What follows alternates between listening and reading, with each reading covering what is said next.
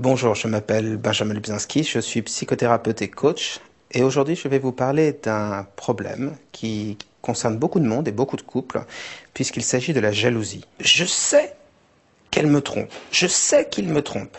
La preuve, c'est qu'il le cache, c'est que je n'ai aucune information sur ce sujet. Donc c'est bien la preuve que la personne me trompe puisque je n'ai pas d'information. Ou bien la moindre petite information, la moindre bribe, la personne qui s'isole pour téléphoner, un mail que j'ai ouvert, tout cela me prouve que mon partenaire me trompe. Il y a, pour faire simple, deux types de jalousie.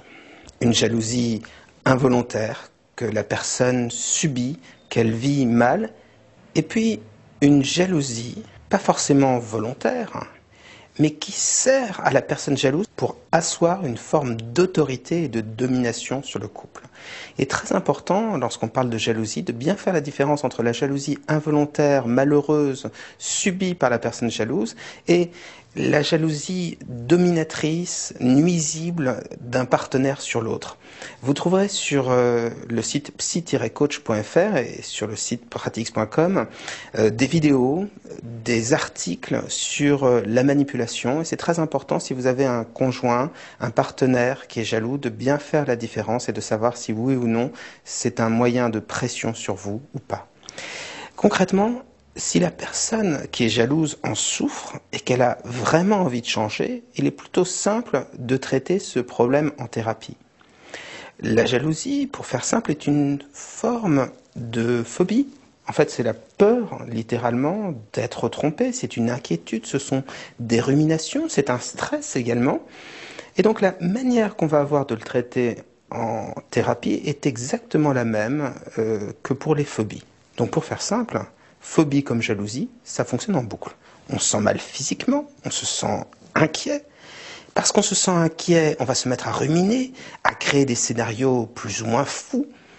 On va se faire des images. Très souvent, il y a des images de la peur d'être trompé. Tout ça, ça fonctionne en boucle. Donc on va casser cette boucle. Alors avec des exercices très simples au niveau de la relaxation, et puis des exercices plus précis pour apprendre à stopper les ruminations et pour apprendre aussi à exprimer la colère. Parce que très souvent, les personnes jalouses accumulent la colère, accumulent les doutes, accumulent les soupçons, et lorsque ça explose, eh bien ça explose au mauvais moment et avec la mauvaise intensité. Ce qui est le piège central de la jalousie, c'est que une personne jalouse, quand il ne se passe rien, quand il n'a pas de preuve de la tromperie, considère que c'est justement parce que la personne cache bien son infidélité.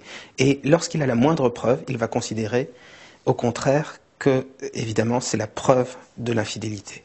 Ce qui fait que, quel que soit le fonctionnement que vous avez, quelles que soient les preuves que vous apportez à la personne jalouse, elle reste jalouse. Et c'est pour ça qu'il est important d'inviter la personne jalouse à suivre une thérapie, ou si la personne ne veut pas se traiter, se demander si elle ne le fait pas exprès, si ce n'est pas un moyen d'oppression, un moyen de domination, et éventuellement de rompre.